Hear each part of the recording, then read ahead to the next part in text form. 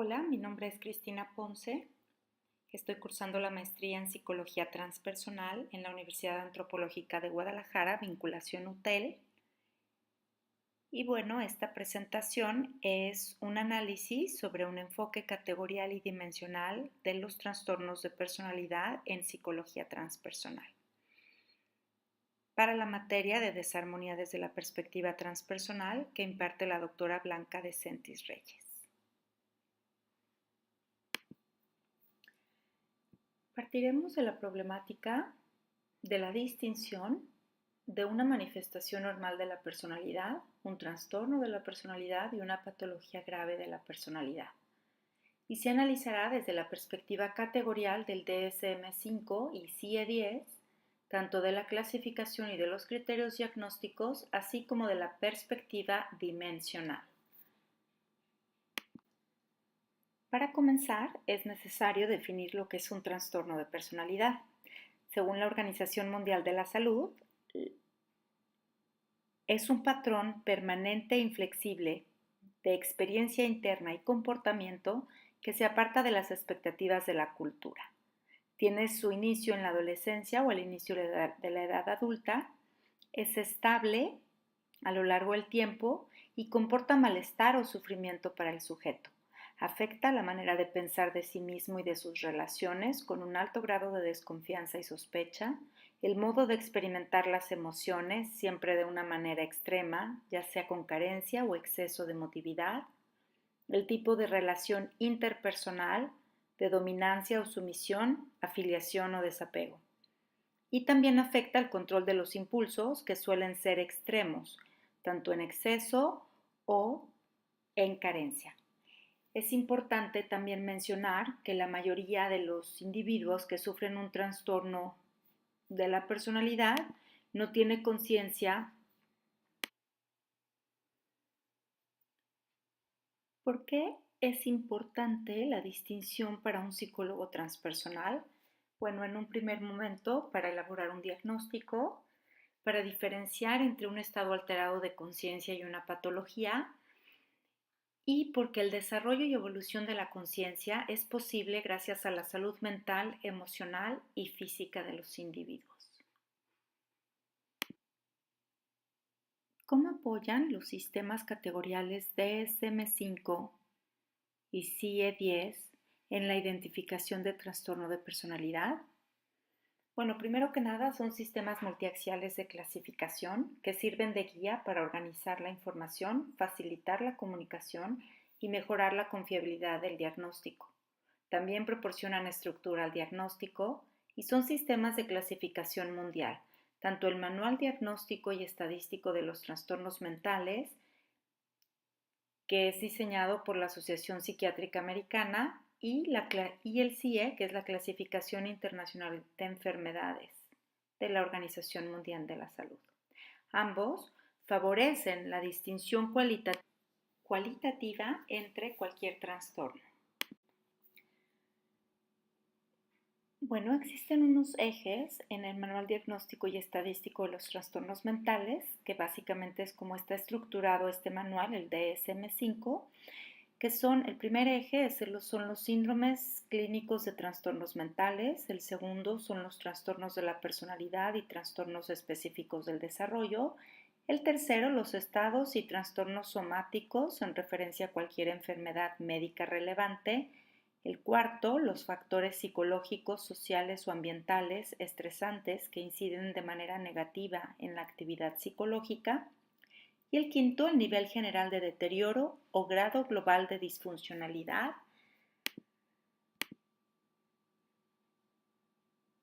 Para los fines de este trabajo nos enfocaremos en los trastornos de la personalidad y trastornos específicos del desarrollo del eje número 2. La clasificación del DSM-5 se divide en 4 tipos, del tipo A, considerados como de rareza o excentricidad, que son el trastorno paranoide, trastorno esquizoide y trastorno esquizotípico. El tipo B, caracterizados por ser dramáticos, emotivos e inestables, que incluye el trastorno antisocial, el trastorno de la personalidad histriónica el trastorno narcisista y el trastorno límite. Dentro del tipo C, con características ansiosos, temerosos y perfeccionistas, tenemos el trastorno de personalidad evasiva, el trastorno dependiente y el trastorno obsesivo-compulsivo. Y dentro de otros trastornos de tipo D, tenemos el trastorno de personalidad no específico y el cambio de personalidad debido a una enfermedad médica.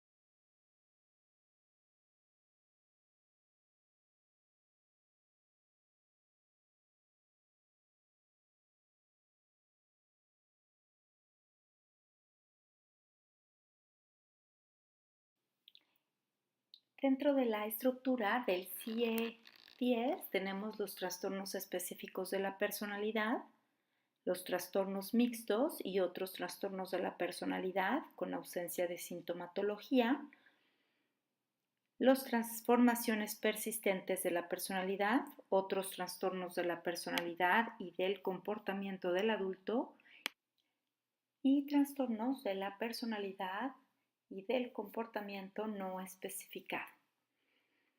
Dentro de los trastornos específicos de la personalidad tenemos el paranoide, el esquizoide, el disocial, el de inestabilidad emocional, el histriónico, el anancástico, el de la personalidad ansiosa, evasiva y elusiva, el trastorno dependiente, otros trastornos y el trastorno de la personalidad no especificada.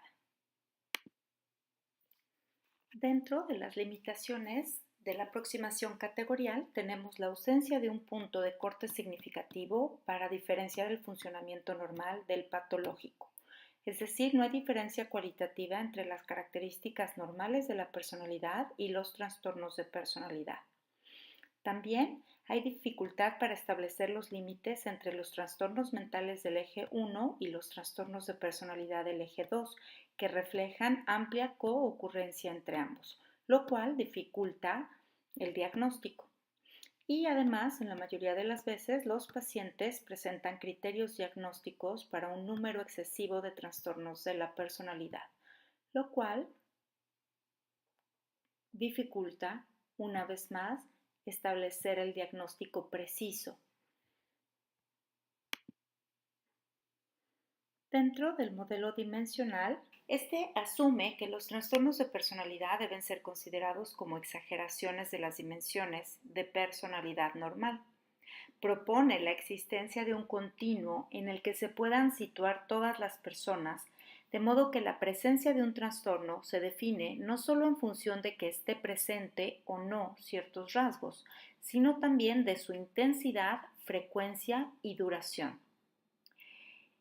Es una sintomatología psiquiátrica representada mediante dimensiones, en el cual se incluyen como premisas básicas que existe una única estructura de rasgos que subyace la personalidad normal y patológica. Los rasgos muestran amplias diferencias individuales. Las disfunciones de la personalidad se caracterizan por expresiones externas y rígidas de los trastornos de los rasgos de la personalidad. Y el trastorno de personalidad es una expresión extrema desadaptativa por exceso o defecto de un conjunto de rasgos o dimensiones de la personalidad.